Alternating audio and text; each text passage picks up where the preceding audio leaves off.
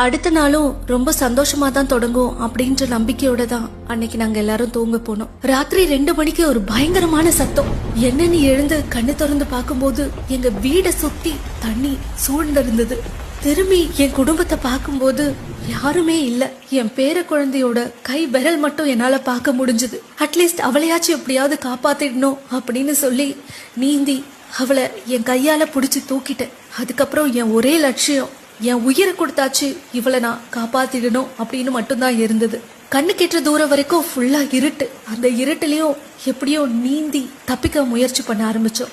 நாங்க போயிட்டு இருக்கும்போது ஒரு 2 மாடி கட்டிடம் இடிஞ்சு தரமட்டமா உள்ள போய்கிட்டு இருக்கு. நாங்க தப்பிச்சு ஓடி ஒரு காட்டுக்குள்ள போயிட்டோம். காட்டுக்குள்ள கொஞ்சம் தூரம் ஓடினதுக்கு அப்புறம் பார்த்தா எங்களுக்கு எதிரில 3 காட்டு யானை, அதுவும் ஒரு கொம்பன் யானை எங்க கிட்ட நெருங்கி வந்தது. நாங்க ஒரு பெரிய துயர்ல இருந்து ஓடி வந்திருக்கோம். தயவு செஞ்சு எங்களை எதுவும் பண்ணிடாத.